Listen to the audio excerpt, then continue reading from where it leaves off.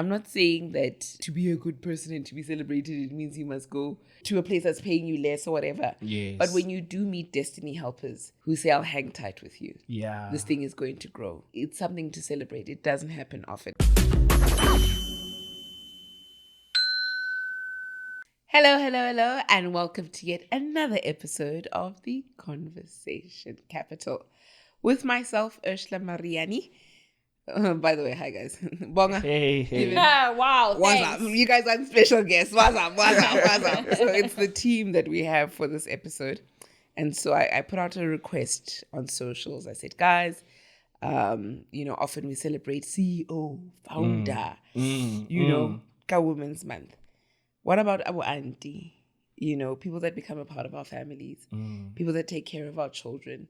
And so, Given had the idea to say, let's put spotlight on the women that we bring into our homes and households, and they become a part of the family. Yeah.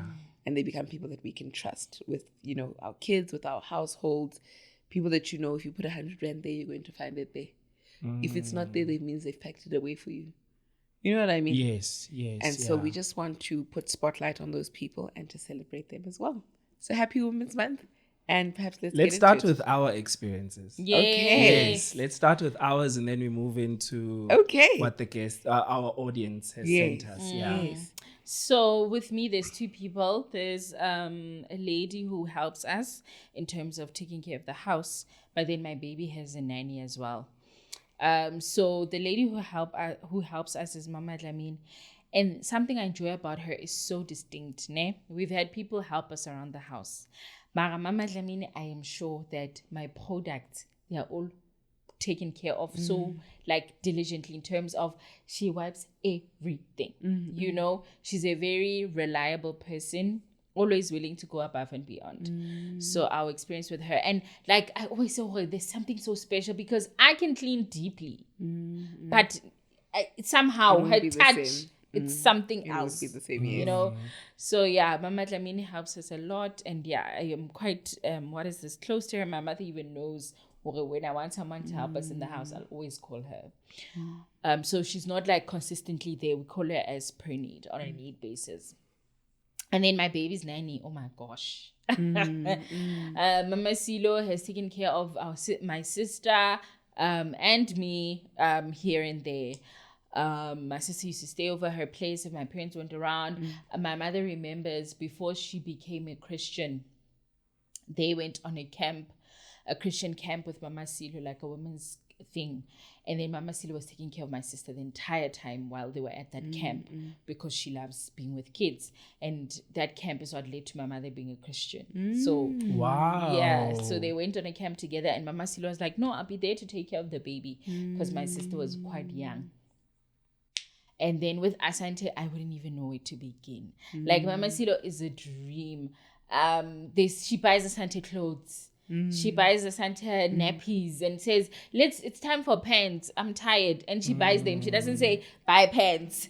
I will see new clothes all of a sudden. Well, guys, I wouldn't even know where to begin with Mama Silo. But Mama Silo is an amazing. And she clearly has a love for my child. There's sometimes where Asante leaves us and it's like, Mama Silo. Asante can hear her voice if Mama Silo is outside. I've seen the video. Yes. Mama. Yes. When Mama Silo's outside and there's just a voice, Asante pauses to be like, I know that voice. And they are almost friends where they're together. It's so lovely. It's also amazing to see the bonds our kids can create with other people because Asante is a totally different baby with Mama Silo. Model child. Sit still. What? They are on their phones together or whatever. But she's a model child, which is different with my experience. So she has a special way with her. So my experience has been a dream. It's unbelievable. Sure. It is really nice. Yeah, it's really nice. I'm thinking now as you're speaking, because a lot of people, let me not say a lot, but for some people, the experience of having auntie at home began at home, where mom and dad was, or where Gogo was, or whatever the case may be. But for me, we did have how I wouldn't say a house manager per se, because my mom never really, let me not say she never invested in one, in as much as I just think she couldn't afford one, being a single parent. There was a time when we did get one. I remember I was in high school, and we didn't have as many, or I don't feel like I had that many memories with her being around for me to say, yo, on this day, or to have some kind of meaningful memory with her. But I do know, I think the person who would be able to testify on her is my mother herself. Yeah, I think she made things lighter for my mother. I don't even remember her name, come to speak of it. Like, just to show you how there wasn't much of a bond or connection. Yeah. And I think it was also because she came around the time when I was in matric. And I was about to leave. Exactly, I was about to leave. I'm actually thinking of when we were in varsity. My partner, back when we were in varsity, there was a lady who used to work in her building. This I feel like was, for me anyways, was such an amazing story. So she used to work in her building. So those Abu Mama, the ones who clean your window, sweep the floor, those ones. So she met one that she connected with. So she was like, I have clothes that I just need washing. Nessa had a very simple task for her, but she would go over and above. Like literally go over and above. And around that time, I'm mentioning context of Uguti, we hadn't really entered the working environment where you can afford, but she added so much value. There's something about knowing, Guti, your washing will be taken care of, your cleaning will be taken care of, that just gives you the mental capacity to focus on something else, like to just focus on the rest of your life. And then fast forward to now, which I feel is my first real experience of having a nanny. A nanny, yeah. So you could say a nanny as well as a house manager, but mostly focusing on being a nanny. That's the primary gig. So firstly, the way that we discovered her was also by happenstance, because one of the guys who do the garden services in our complex mentioned that I have a sister who needs employment. So then we were like, oh, let her come through. We'd actually just moved in, and then we had a lot of stuff that we hadn't packed. So just for her to come and help us. And then she helped us. And then after that, Nessa fell in love with her. And then she started basically working full time, I suppose, Monday to Friday. So yeah, if there's anything I appreciate with this woman, in fact, there's a number. First and most important thing, she's really good with our daughter, like genuinely good with our daughter. She you can even see things that she learns just to do with her. Like I remember we had, okay, let me not mention the substitute that we had because it's a negative experience and we don't want to focus too much on the negative experiences. But there's a number of things, like she'll take our daughter out to play. She's so committed to it that she'll, even when she leaves, recently she started going to the neighbor's nanny and saying, let's take the children to the park. Like she's that committed to it. And also other things, she'll stimulate her.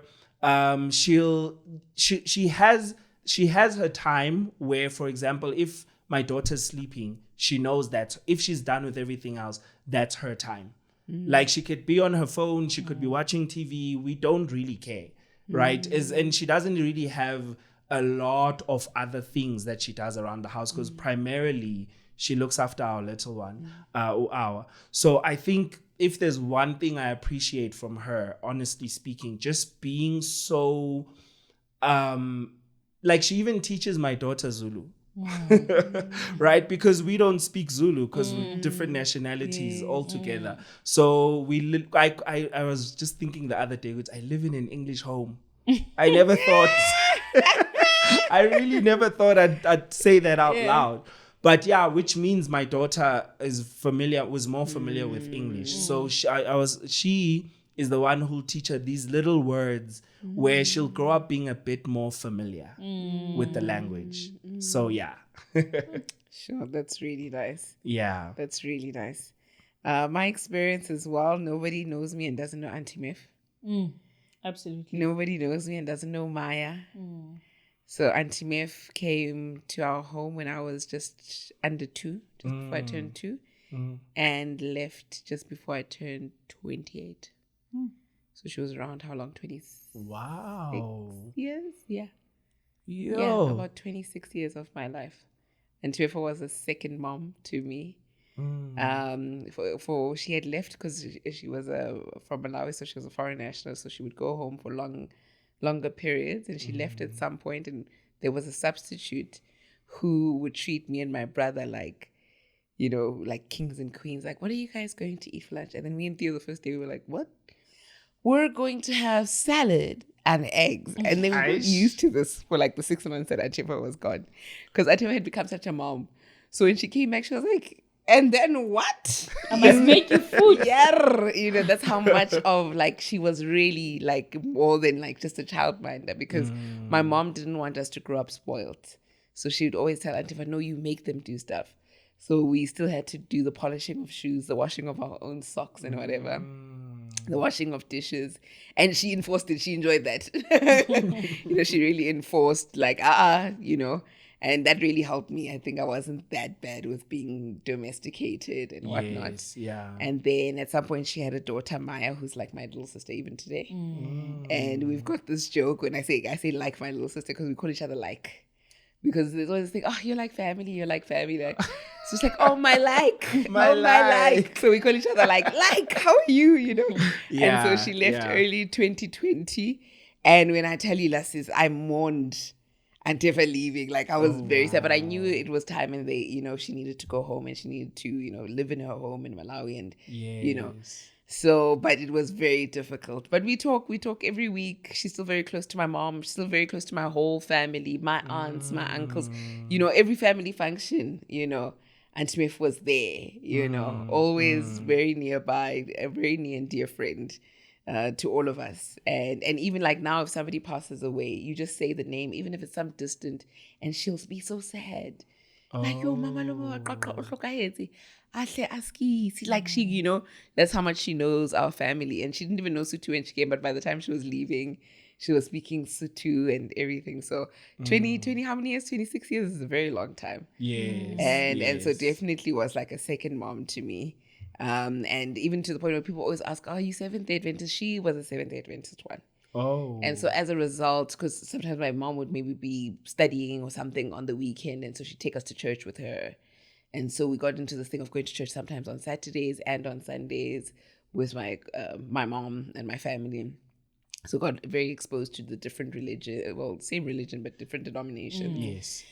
And whatever. And so till this point, a lot of my friends are Seventh-day Adventists, and everybody thinks I'm Seventh-day Adventist because of that. And it was Antifa's influence, definitely. So, shout out to Antifa.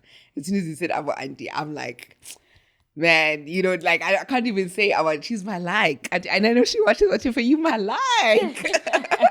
Antifa's my like. So, yeah. So definitely beautiful experience. And then now, as an adult, after Auntie Meffa left, because imagine, even like when I had now moved into my own place, she was still coming once a week, because I only trusted her and I only knew her. So when she was leaving, I was like, I need to actually find a real house manager. What are you saying to me? Yeah. And then there's this lady who I work with now, Z from Zimbabwe, and Uzanele. And she's been absolutely amazing, folds very meticulously, whatever. But obviously it's your space, and you feel a bit anxious a little bit at first. Yeah. But she had been cleaning my neighbor's place, and I had been seeing her since I had moved here since 2017, so I knew her. Okay. And so I felt a bit more safe because it's a familiar face, but not knowing to what extent I can feel safe. Until one day recently, I had dollars. I had come from a trip. You always carry dollars when you travel. Yes, yeah. And I hadn't used the dollars. I was using my card. I just used it, keep it for emergency. So I had kept dollars, but I couldn't find where I'd put the dollars. Like, for the life of me, I couldn't find where I'd put the dollars. But I knew, man, there somewhere. Yes. And at some point I'm like to my brother, hey, where are my dollars? Like, he's like, it's coming. Not many people enter my space. You guys come into my place, but not many people come into my space. So it has to be either me or my brother, somebody, So he's like, no, I haven't seen your dollars. And I'm like, man, whether not for a second did I think of her. Until I found the dollars, and I realized, because she likes packing cupboards so much, I know that she was seeing it every week. And you know what, like it humbled me that like, oh, I really have someone I can trust in my space. Like I said, it was just I trusted her, but I hadn't really thought to what extent I could trust her. Okay. Until that happened, and I realized, and also I reflected again on the fact that she's from Zimbabwe, so they know dollars. I was thinking the exact You same get what I'm thing. saying? Unlike if it was Mewala Soto, you'd be like, hey, maybe she doesn't understand the value of them, you know? So just knowing that she understands, you know, that our $100 is not the same as a 100 Rand note, you know? And so I really like now value and like appreciate her way more. And I'm very comfortable, you know, and I just see that like, yeah, we even have like conversations more now, and just seeing that, you know, family, household, this is a person with like a plethora of like because it's easy to have them isolated until you see her as a mom, you know what I mean? And so at the time we go pick up her kid from creche and I see her in mommy mode, and I just got to see another layer of her. And then the other day she was telling me about her husband and this and that. But it's interesting because she's been with me now for 2 years. Only now are we really peeling back those layers, you know, which is just an example of how long it takes to really be comfortable and let somebody into your space where you guys start chatting about boyfriends and husbands and this and that. And so she's really become, I'm very grateful for her. That's awesome. Yeah. That's all. Some of the things you were reflecting on made me think, oh yeah, ours also does that. Or we appreciate that about her, because if there's one thing, Nessa and I, we are not the type to hide money. It's just not a thing for us. And the thing is, when we put money somewhere, we don't even think, Guti, oh no, maybe, you know, that we have another person who walks around the house. So we'll just leave it and then come back and find it there. And that's just become the norm so much that I don't even think of it as a thing to think of. Exactly. You know, if there's one last thing I must appreciate about her, is Upelinda. Like, I cannot explain how much I value first of all, being able, like, knowing that my daughter's taken care of and I can continue with work and editing. Hey, right? It's another job for you, right? Like, just knowing that I can continue and carry on with that work. But also, there are moments where Nessa and I will often steal moments, leave the house and just go out. You know, like, even if it's just for a couple of hours. And then we just come back home and our daughter's sleeping. Like, it's just everything. Everything. Absolutely, friend. Absolutely. And just to know that this person loves your daughter like they love their own, you know what I mean? Bonga, though, the one time there was a video of like you're chilling with Asante and then she hears Mama Silo. Like, Mama. And I asked you, do you get any jealousy? Nope. I actually don't, because it makes me feel like, she feels that much close to her. It makes you feel safe. Yeah, it makes me feel like she doesn't even distinguish. We always say, even in the morning, like, she'll tell my mother, because in the morning she spends a bit of time with my mother when I leave for work. Even my mother would be like, at certain times, she's like, Mama Silo. She knows. I've been around for 10 too long. 11 o'clock, it's time to go there. And even that side, she knows. Apparently, after her bath, she'll be like, yes, yeah. I know my schedule. I know my routine. It's time to go home. So no, I don't get any form of jealousy, because that's a relationship I want for both of them. Yeah. So no, I don't. It affirms or confirms that she's comfortable. Yes. Yeah, and feels safe. Yes. Guys, this was nice. This was really nice. Maybe let's go into. So I don't know if I had fully said we had sent out a call for people to send videos and just, you know, paying some kind of homages when somebody's passed on. Yeah. So rather, let me say like an ode. Is ode the right word? Yes. Yeah, some sort of celebration to our auntie. So these are some of the voice notes and videos we got. So this video is a shout out to a very special lady that was part of our family for many years. Melina was her name. She was our cleaning lady, but she was more than that. She was family. She was really part of the family. She stayed with us, and I remember that we would talk about my wedding day one day, and she was literally going to be part of my wedding party, but sadly about 3 years ago she passed away, and that was one of the worst days of my life. It felt like I lost my mother, because she was like my second mother. I remember coming home from varsity, and she would look at me and she's like, yo, you're eating a lot there at varsity. And she would like banter and take me out, and she's like, I think you need to lose some weight. But what I also really loved about Melina is the fact that she had such an amazing relationship with God. And there were a few times actually that she had a few prophetic dreams about me, and she would reach out to me and tell me, yo Marika, like, I'm really praying for you for this. I feel like there's an attack of the enemy coming. Or she would say, like, I don't know if you have any decisions that you need to make, but I really feel like this is a warning for you. And I just appreciated that so much about her. So I just want to do a huge shout out for Melina. I know she's not with us right now, but just to remember her and remember the absolutely amazing woman that she was, and how much our family loved her. Sure. So that was Marika now. Yeah, you could almost see her become emotional as she was doing that video. You guys will see that as you're watching. And then we have one from Danny Vambili. Danny Vambili here, co-founder of Love Your Lock. 8 years ago, I was starting a business, and a friend of mine, Tepiso Peme, asked to join us to help us manage the business. In joining us, she was leaving a better position where she was a bank manager. She was taking a pay cut because she was passionate about what we believed in, and was literally going to come and help us build from scratch.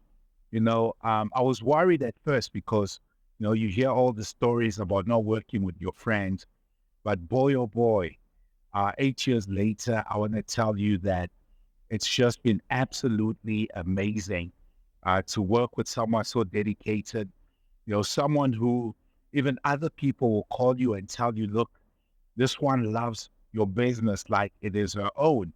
And indeed, it has been her baby, and I'm just so grateful. And I want to be one of those people who can say, no, guys, in life, you can meet people who will go all out and build with you.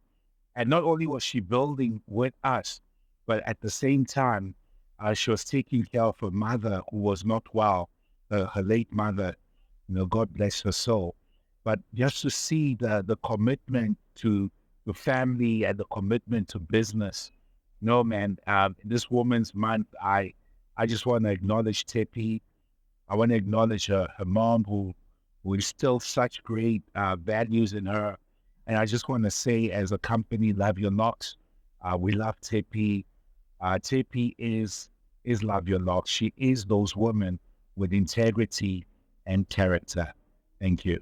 Sure. Yeah, I just wanted to comment first on Marika, and then just give a bit more context with what Danny. So what I love about Marika is, I think, also echoing the thing we were saying about Auntie have a tendency to love your children like their own. Like for, I think there's a big lesson to learn from Auntie who go the extra mile. Because I don't think people understand, and I've seen it, and I say this because I've definitely seen it. With my career trajectory, I've not worked those jobs where on day one you're an important person. So it literally, I'd join companies and have to prove myself. And as a result, I've learned to value like going over and above what has been put before me, right? And I think there's quite a few of them, which I think with what Marika shared, it's exactly the same. Like, no one's paying you to pray for my child. You know what I mean? You don't have to. You could just come and work, leave, go home and say, and many of us have those attitudes, right? Which I feel like there's a great lesson to learn there. Sure. It's a prayer I used to pray quite often, and I prayed it for years. Any job I work at, I always pray, Uguti, may I be a source of value or may I leave some kind of value at this place? So, regardless of how long I'll be here, I want to leave a footprint that they can look back to and say, once I'm gone, they should feel, not even necessarily feel my absence per se, but feel that when they look in retrospect, Uti, yo, Given built this. This exists because of him. So when I enter a workplace, that's usually the prayer I pray. And I think, Uti, someone like that, the person that Mareka is mentioning, is someone who I'm sure she didn't even think of it as I'm doing it for work. I'm doing and this is not the same thing, because I know as I'm saying this now, you risk telling people that whatever your manager asks you to do, jump at doing it, because they can be very unreasonable. They can be very unreasonable. They can make demands that actually make your life stressful rather than you just focusing on your work.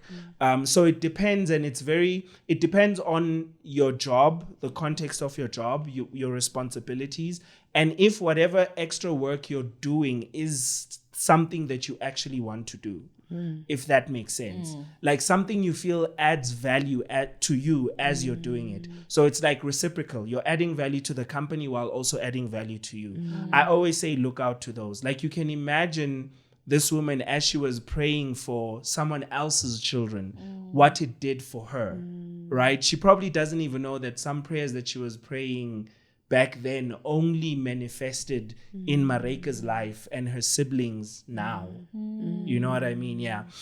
And just to give a bit more context to what Danny's sharing, which I find it weird that he chose this story, because it's not necessarily Auntie that he's talking about, but he's talking about someone who she literally left her job to come and work with them. And this was during a time when their business was operating from the house, when they were literally operating, it was that small. So in this context, I think it's safe to look at it from the perspective of this is an auntie who helped them in terms of, we could say a nanny sort of, but for their business. Oh, Danny isn't speaking exactly to Auntie. I understand what he's saying. A business itself is like a baby, especially when you're starting out. People don't stand by you until you're making a bit of money to pay them, because ultimately, and so I'm not saying, don't get me wrong, I'm not saying that to be a good person and to be celebrated, it means you must go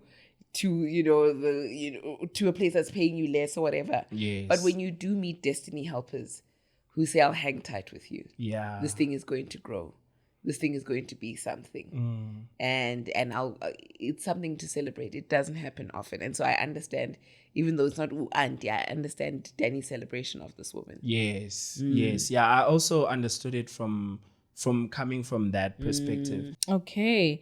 And then this voice note or reflection is from Nolwazim Tem Jani. Hi, my name is Nolwazi, and I just want to talk about my nanny, aka second mommy to my children. So, just a backstory: I've got twins, and as anybody would know, it's very difficult to take care of twins. So the struggle has always been to find a good person. And initially, I had a nanny who then left just as I was about to return to work from maternity leave. My nanny then came at a very like a rush type of thing. And after much prayer and interviews and deliberation, then we decided to hire her. And oh my goodness, she has been such an amazing addition to our family. In actual fact, shortly after she started, I needed to travel for work for about a week, and she had to then stay behind with the children on her own. And I'm telling you, it takes a lot for you to be comfortable to leave your children with somebody for that long, especially when they are still young. But Sibongile really took the task to heart. But one thing I appreciate about her is that she really does love my children as her own. From a mom to another mother, it's easy to see that somebody really cares about your children, and it's not a job to her. It's more of like an extension of my mothering. And I truly, truly just want her to know that she is appreciated, and that I would do more for her, you know, with the resources available to me, because truly she is invaluable.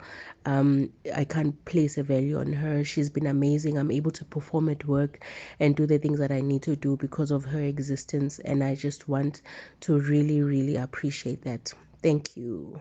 You know, as she's speaking of the part where I would do more for her, it's the part where our auntie becomes so intertwined in our lives that they understand their raise when it's not that high because they know what's happening. Yeah. You get what I'm saying? Yeah. Or they start adjusting the menu accordingly. You know, they start, you know, shopping for more tin fish more than I hear trays of you. steak, I and hear you. and they start realizing, oh no, the tray of steak is Sunday because we actually don't have. Where you know they become so a part of your family that they share in your struggle. Yes. Not to say, yes. please don't misunderstand. I'm not saying that if there's capacity to give more, but they really become so a part of you and your family that they appreciate that, hey, things aren't going that well. Exactly. Let's all adjust Exactly. together, and they shift with you and they move with you, and it's nice when you meet somebody that isn't just, you know, greedy and not seeing your pain, you know. And that was a really I enjoy that part where these people become so a part of your family that they move with the motions of how they, because money is up and down, economy is up and down, you know. Yeah, exactly. Yo, to trust her so much that you'd leave her with your kids for a week. And it had just arrived. She had just begun. Imagine. That's something. That's something. Yo. Absolutely. Yeah.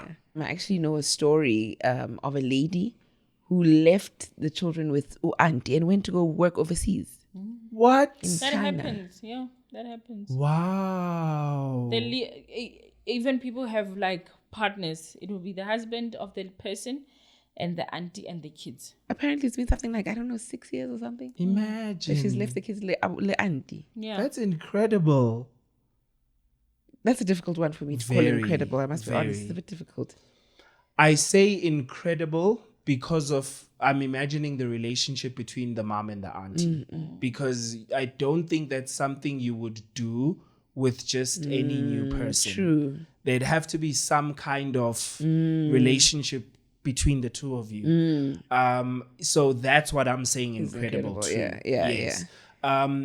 Doing that for me personally, I know that I would not be able to do that. I'm not it's a even. lot. Yeah, I'd literally turn down the job. Literally, I'd turn down the job. So, but yeah, it's just another reminder that our auntie become our second, you know. Yeah. Okay, now we have Tulisile Zulu, who's going to give us some reflections, My name is Tuli Zulu from Bethel, Mpumalanga. Thank you so much. If this recording is being played, it was taken at 3 a.m. as soon as I got word about the happening with the Conversation Capital. I will be telling you about our home manager, Auntie Gogo. That term is one that was coined by my son because, you know, we call her auntie, but to him, she is Ugogo. So he calls Auntie Gogo. Ah, man, she has been, I think, the most consistent, you know, maternal role with the passing of my mom over 6 years ago. And come hell or high water, whether there's been fights, whether there's been any conflict, we always come around in laughter, and we always come around in our morning tea. And by our morning tea, I do not mean the traditional tea, of course. I am talking about, yes, there's a cup of tea somewhere in between, but I'm speaking about the tea, about the happenings of the town, the happenings of the streets, the happening of the families. Oh, we will have the tea about it, okay? We'll chat it up. And I suppose we definitely bond a lot over that and laughter. But most importantly, Auntie Zodwa, we appreciate you and we love you. We appreciate the loyalty, the support, no matter what. It is felt, it is being recognized. And honestly, I can't picture what life would be like without your energy around the house. We love you and happy Women's Day and month. Thank you. Oh, wow. I loved that. I love the names we get. Like you said, Venusa. Yes. Auntie Coco. And I liked, now I'm forgetting. There was a lovely point that she had in there. Tea. Around the tea, yes. So we live at number 11. And our new house manager after Auntie Mefa loves gossiping. So my dad calls her Radio 11. Yeah. He's like, hey, where's Radio 11? She must tell us what's happening here. What's happening here? Because she's got the tea on every helper, every gardener in the street. And this one did this, and this one said to this one. And oh my gosh, she loves gossiping. Yeah. At some point, she was the first replacement for Auntie Mefia. So she also did the whole thing of traveling. But I had to stop because he said Itaba High. I said, and I did the first ma'am, this is not a thing. What happens here is my house. Boo. Must stay here. It needs to stay here. Yeah. And then it was even a small thing after she went to my mom and said, Ursula got new pots. I said, There we go. I know it's just new pots. But I can't Next take, time it's I gonna can't be take this. the risk. Yeah, I get you. I mean, I love her beautiful heart. Bless her, really Yeah, good person, good heart. yeah. But the gossiping, man. And the thing is, even her husband works for my dad. Yo, the guy gossips. We always like this couple. I'm telling you. But wow. I can't imagine what their bedroom is like. Like they probably just sit there. I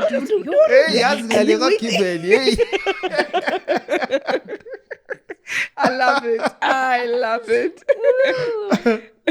And now we have Kaelo's reflection. Hello, the Conversation Capital family. My name is Kaelo and I'm from Rustenburg. And today I'd like to talk about a lady that I appreciate dearly. When I started interning, where I'm currently working, I wasn't earning that much. I lived relatively far from home and I was still pushing my last year in BCom accounting because it was shortly after COVID. Our classes and exams were still online. So I was doing all of that while pushing work, like I said. And so when I started here, she was the cleaning lady. She's not anymore. She's advanced in her career. She's done something different and she's flourishing. Our shifts would usually start from 4 a.m. and sometimes would end around 11 p.m., right? Because I am in the tourism and hospitality industry. And there would be times during the day where I didn't have much to do. There wasn't much work for me to do. But to avoid extra traveling costs, I'd just stick around at work and maybe push some schoolwork until my next shift had to begin. And there was a time where the company offered us a temporary dwelling, but I had to share with so many other girls. Our lifestyles were very different. I was very uncomfortable. We were not getting along very well together. And she saw my discomfort. She saw my struggle, and she took me in as the stranger that I was. She offered me her space. She cooked for me, she fed me, she would go as far as to wash my uniform and iron it. And every single morning when I woke up around 4 a.m. to push my schoolwork before I had to start with my shift, there would literally be breakfast prepared, my uniform would be ironed and laid out properly. Sometimes when I had to study throughout the night, she'd prepare a little midnight snack for me with a strong cup of coffee, and she just encouraged me through it all. And I am just so grateful to her. Because she's a little bit older than me, she'd even advise me, when I started earning my first few peanuts, she used to give me advice on how to use my money wisely and all of that. And my family absolutely loves her. She's one of us now, and yeah, I'm so grateful to this woman. Happy Women's Month. Sure. Haibo. Yo. That was her mother. Imagine. Absolutely. Sure. Interestingly enough, I know of a story, a friend of ours who went and lived with a lady who owned a huge house, very well off. And then I think she was renting a cottage outside. And I think the lady, the mom, I'd call her a lady, she sort of tried to create a relationship like this with her, Upalesa. But the problem was she overmothered. Like so overmothered that there's an adult renting in your cottage and you're asking her, why are you coming back at this time? You see what I mean? Like, and I think kahle kahle, she has a mother. You understand? She was just trying to be motherly, and she just ended up mothering. But honestly, for the office lady to bring you into a home Imagine. and to feed you, the office cleaning lady. Imagine. That's a story, girl. That's a story. Yeah, that's a very Prepare your powerful uniform. one. Yes, that's one of those. What do they call it? Destiny helpers.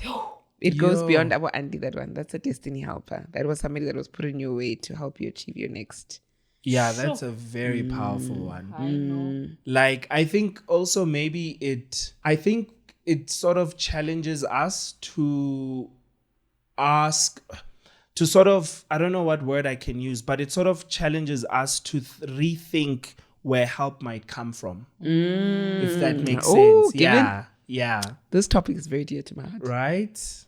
Rethink where your help can come from. We think it's going to come from the mentor. Yes. From the home. You have no idea. Yes. You have no. It could be the drunkard at work. Mm. You know what I mean? But as we're talking, I would hate for this episode to be translated badly that our auntie need to sacrifice themselves to be loved by us. I hear you. You know what I mean? Yeah. So I wouldn't want to miss that. You know, that our auntie, can we also remember that they have lives? They have families. They must go home. They must enjoy. You know, there must be a time where you take care of your own You'll children. get people being like, hey, aunt, how's Ozwala? Yes. Why are you not like this? So we don't want this to be that session where now it's a reminder for auntie to sacrifice more of herself, more of her family. You know, sometimes it's like we forget that these people have children to go home to because we get so used to leaning on them that, you know, when I was sitting once on a plane, where was I coming from? I can't remember where I was coming from, but I was sitting with a lady who was coming from one of the But you on what? Oink. Oink. She's been to so many countries. Hey, on so many flights. really oink. my Sorry, I think- couldn't resist. I couldn't resist. I can't remember. I really can't. I'm really struggling to remember where I was going. But I was on the flight. It was one of these connect flights where we were going to split. And this lady sitting next to me was a house manager in UAE. I think Dubai, one of those. Because the first thing I saw, like, you know, when I was house manager, I immediately said, because you could see like it was a legit part of it. Then she was like, I get many gifts. And then she explained I'm a house manager, whatever. But she was explaining how she hadn't seen, I think her daughter was 8. She left when the daughter was 8. And she hadn't seen her daughter for 7 years. Wow. And now I was like, why? She explained that, you know, they couldn't let me go on holiday. They were that dependent on me. Wow. And it was like, if you're going to leave, then she's like, I you know, because she showed me videos of them crying when she was leaving and all the gifts they've given her over the years. And it's such an amazing woman. She managed to build an orphanage back at home. And so she comes from a village in Ghana or Nigeria. I can't remember. But I think if I could interview that lady, I would. That was probably an off a TCC episode that I had many years ago. Like a good, this is at least 6 years ago that I was sitting on the flight. But I never forget the encounter of this woman who was pumping funds into an orphanage. And once it was fully built and operational, she was like, okay, now it's time for me to go back home. And it's not that she didn't love this family, but they couldn't let her go for even a month. Oh, imagine. You know, and I could see her sadness in that element, that they actually, that part was harsh of them. Okay. To say, if you leave, we need to get somebody and we're going to replace you immediately. You know, and I felt sad there that sometimes we depend on them, we love them. I mean, they were showering her Lady Prada bags and stuff. But the element of, you know, this person's human. And she left her kid, like literally, she's like, I know my kid from video calls. Imagine. I haven't seen my kids since they were 1 and my kid is doing like grade 2. And like, I can't wait to reconnect with my child. I never forget that story. That you know, there must be these people of sacrifice for us to celebrate you. No, Luena nahanela moto. Nahanela their children. Nahanela that they need to go home. But nahanele. You know, but nahanele. Sometimes it becomes such a pity. Somebody goes back home and they've got nothing to show for working in Joburg. You know what I mean? Somebody goes back to Lesotho and the situation at home is so bad. Think about them, consider them, you know, consider that this person needs to grow. I always say that, like, allow yourself to even be a sort of passage of institution. Allow this person to, you know, learn how to sew. Exactly. I use this example. because my mom had taken Auntie Mef to sewing school. And so Auntie Mef sews, and like that's important. Somebody needs to leave your home. With a lifetime skill that they can go and do something else. And allow somebody to leave your home with a driver's license. Allow somebody to leave your home with a matric certificate. Pay for their abet. Do something substantial for this person. That you not just, hey auntie, thank you. I need you. You make my life easier. Let us not be selfish in this experience that we have, Libo auntie. Like that's such a passionate thing that for me to say. So I needed to share that. Such a good example you used. Hey, such a good example. I'm actually thinking now when I was speaking earlier about how Belinda at our house, she has access to the Wi-Fi. She has access to if she wants to watch TV, we don't come now and say, oh, you're sitting down watching TV. Because she has a routine that she has every day. She'll come, she'll do her cleaning. She knows my daughter wakes up at a specific time, prepares her food, plays with her throughout the day, and then she goes to bed at a particular time. By that time, she's already done with a lot of things. And I've heard, and I'm not saying everybody has to do it like this necessarily, but I've heard, Uguti, a lot of people, there are people who don't want their helpers nannies or house managers to have Wi-Fi access or to have the TV or anything like that. And I think to your sentiment, Ursh, it's that thing where you forget, Uguti, now at your work they actually give you a lot of mercy, because I can tell you now, I can spend a full day at work. And they know. In fact, I don't even mind. I love the pause. I don't even mind. In fact, at work, in IT, they'll know. They see you there, busy streaming Netflix. There's just that they're operating within reason. Yes. We know that the average person doesn't spend the full 8 hours at work working. Yes, absolutely. You know what I mean? Exactly. And when you show up, you show up. Exactly. And that's why you're still there. Exactly. And that's why you still keep getting the promotions. Exactly. So if you can get that leeway at work, why is it at home? You know what I mean? As an employer, you want to, employer, I don't know what that was. As an employer, you want to create these unrealistic, it's not to say that now I've got Wi-Fi access. Exactly. I'm not a child. Exactly. I'm not some teenager that needs to go study. Don't treat me like that. Oh man. Like also to the point of, there's a friend of mine who was asking, she didn't know whether to teach her helper how to use the dishwasher. And I spoke to her and I was like, because I taught Belinda how to use the dishwasher. I taught her how to use, I'm currently teaching her how to use the air fryer. It intimidates her more, but I taught her how to use the air fryer. Air fryer, Given is like a phone. Given is the most tech savvy person you know.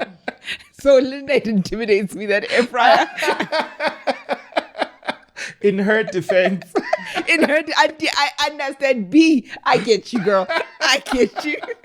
Yeah, so, things like that, because we were having a conversation and she was afraid, if I teach her how to use the dishwasher, then what am I paying her for? And you know what I mean? And I'm like, it also, like, imagine if they installed a fax machine at your office, and then they were like, if we let her use this fax machine, then what are we paying her for? That we're just making you more efficient. Photocopy machine, you must rewrite everything. What I mean? Imagine that. Imagine, exactly. And I was also explaining to her, because she has 2 kids, and I'm like, that's who she's there for. She'll have more time to spend with them, rather than having to think to herself, whatever they're doing now, let them do it.